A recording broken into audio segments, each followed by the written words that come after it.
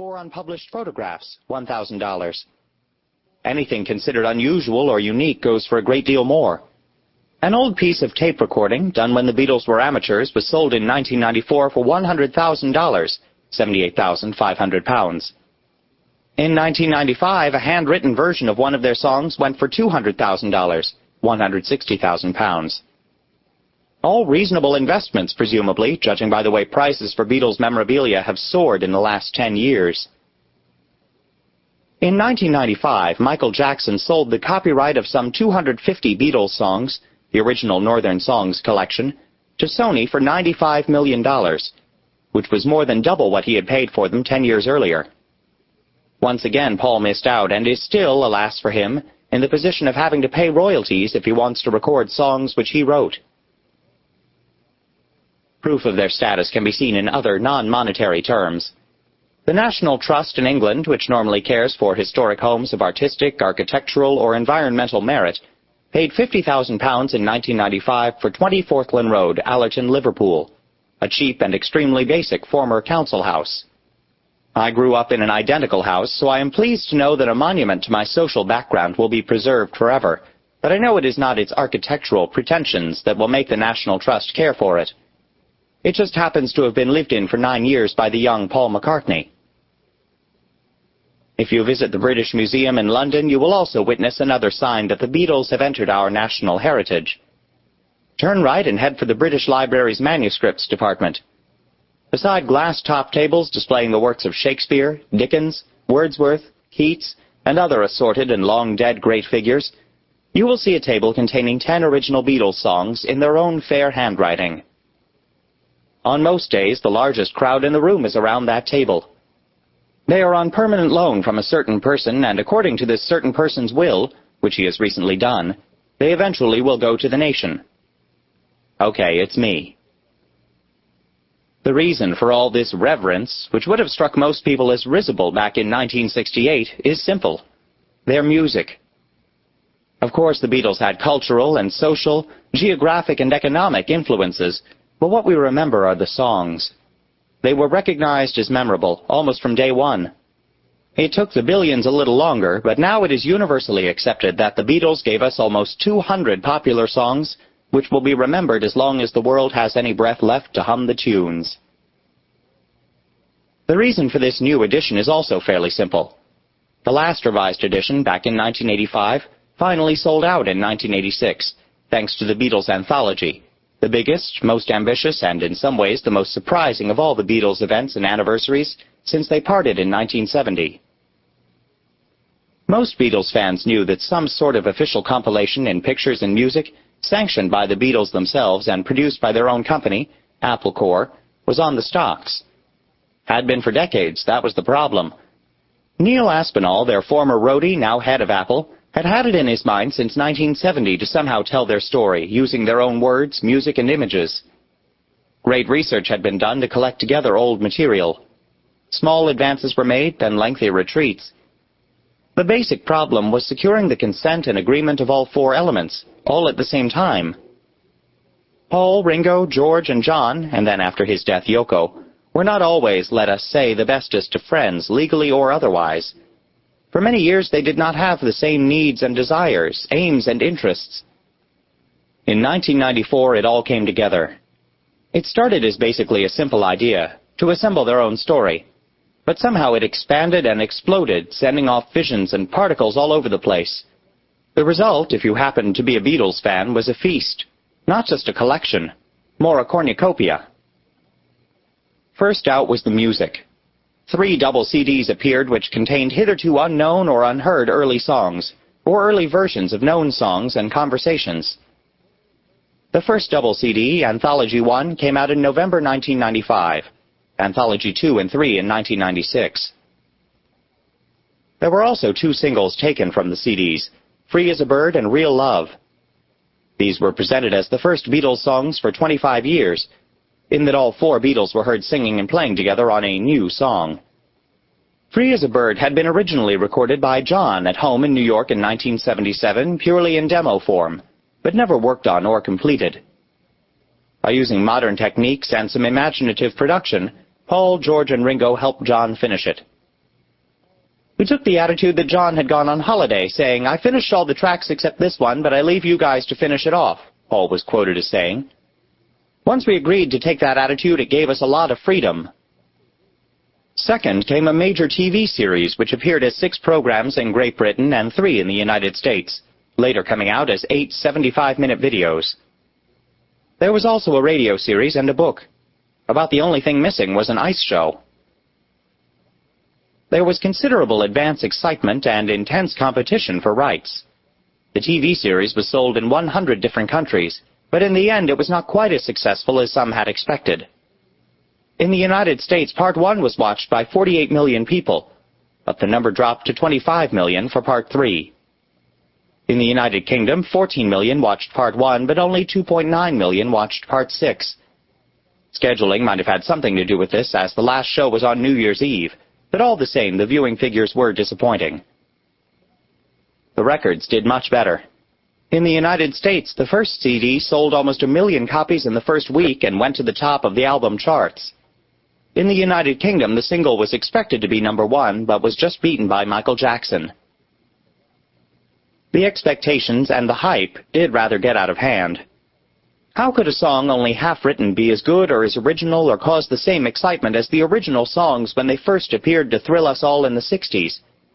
How could yet another run-through of a familiar story, even with a few unseen and archaic clips, tell us anything we didn't already know? The press, at least in England, having helped to create a lot of the hype in the first place, were rather critical and sneering once the Beatles anthologies started appearing. But then that is often the way. Blow them up, then blow them down.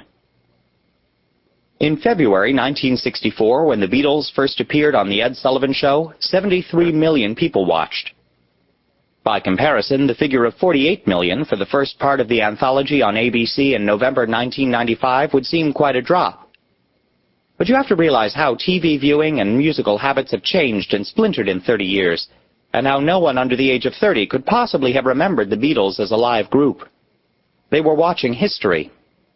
Getting 48 million to tune in for a slice of modern history which had no revelations to impart was a considerable achievement. The real audience, and the real satisfaction, was among true Beatles fans. They are more than willing to see and hear the same old stuff once again, just for the chance of some small illuminations, some marginal explanation, some minor variations. The discovery of an early version of a Shakespeare sonnet would still be an event, however boring or minor the sonnet. The cynics naturally suggested the surviving Beatles did it for money. Well, of course they did. No argument there. They are not a charity. Anthology generated many millions of dollars around the world. One of the beneficiaries was Pete Best, the forgotten and ignored ex-Beatle.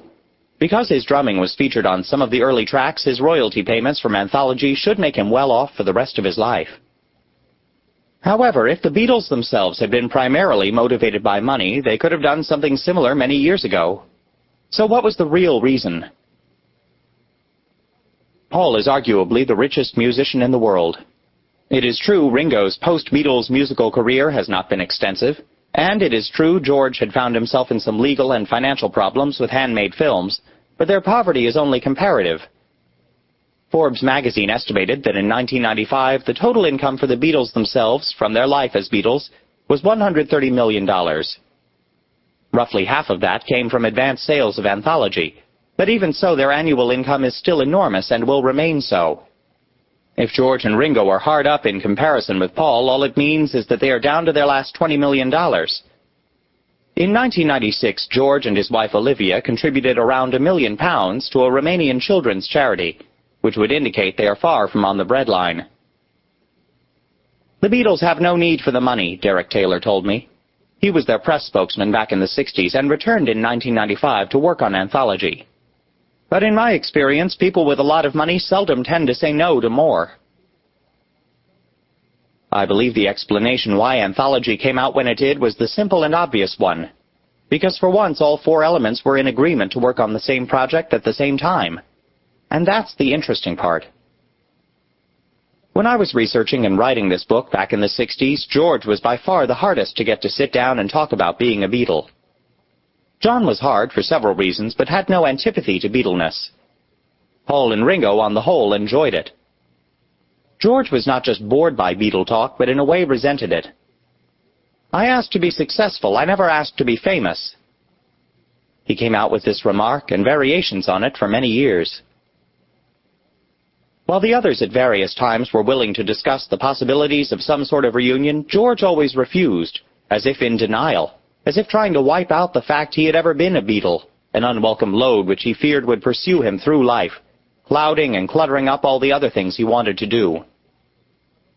"As far as I'm concerned, there won't be a Beatles reunion as long as John remains dead." That was George in 1989. But then with age, his attitude began to change. He slowly realized he was fighting against a load which would never go away. And was it such a load anyway? By the time he had reached the age of 50, in February 1993, he was beginning to realize something remarkable had happened to him all those years ago. At 15, he was a little boy riding around Liverpool on his bike, not knowing where he was going in life. 5 years later, he was one of the best-known people on the planet. How had it all happened? By the age of 50, George had become intrigued by this person he used to be, as if seeing himself through a telescope or taking a bird's-eye view of some unusual events in which he had been involved a long time ago. At the age of 50, he found the Beatles interesting. Seeing him talking and smiling and reminiscing was, for me, one of the most enjoyable parts of the TV series. We always knew, of course, that the Beatles were interesting, whether or not the Beatles themselves were interested. "The Beatles will just go on," said George when Anthology came out. "On those records and films and videos and books or whatever, and in people's memories and minds, because it's become its own thing now. The Beatles, I think, exist without us." This book in 1968 tried to capture them as they were. While they were still doing it, observing them composing and creating as well as living and breathing. It was the authorized biography of the Beatles, the only one there ever was. I was probably too close to see things clearly, but on the other hand, what I got was them, at first hand. The original book is lurking within this volume, sandwiched between extensive afterwards and hindsights I wrote in 1985 when the book was first properly updated, and I tried to describe some of the things I didn't or couldn't describe at the time. I am amused, and sometimes not so amused, to see quotes, anecdotes, and incidents which I got directly from the people concerned, many of them now dead, being presented as if the writer himself had dug them out. But what else can they do? John is long dead. The Beatles, as we all now agree, are history. Hunter Davies, London, 1996. Introduction to the 1985 edition. The Beatle I first met was Paul in September 1966. It was a great year, 1966. In July, England won the World Cup at Wembley, England's first world soccer success. I sold the film rights of my first novel, which had come out the previous year, to United Artists, and I was commissioned by BBC TV to write a Wednesday play. In October 1966, there was the world premiere of Georgie Girl, a film written by my wife from her own novel. It was annus mirabilis in the Davies household. My full-time job was as a journalist on the Sunday Times of London, where I was writing the Atticus column. I had been on the staff since 1960, though for the first 3 years I had beavered away without once getting my name in the paper. It is hard to believe it now, but in those days bylines were infrequent, and the Sunday Times was a very traditional newspaper. Atticus, the newspaper's gossip column, had always been equally old-fashioned, devoting itself to news about bishops, gentlemen's clubs, ambassadors. As a working-class lad from the north who had grown up in a council house, gone to the local grammar school and then a provincial university, I had neither the background, the accent, nor the interests of the accepted Atticus columnists. They had tended to be old Etonians, Oxbridge types, south of England gentlemen, who actually did know bishops and went to the best clubs. Some had also been very distinguished. Ian Fleming had only recently given up Atticus, and before him previous incumbents had included writers like Sir Sacheverell Sitwell. But a funny thing happened to British life in the mid-1960s. Just as in the Atticus column, out in the world at large, traditional roles and rules were being upset, and sometimes completely reversed. When I had been in the running to take over the Atticus column, there had been another likely contender, ex-Eton and Oxford, Para seguir escuchando este audiolibro gratuitamente, haz clic en el enlace de la descripción y podrás escucharlo completo sin coste gracias a la prueba de 30 días de Audible.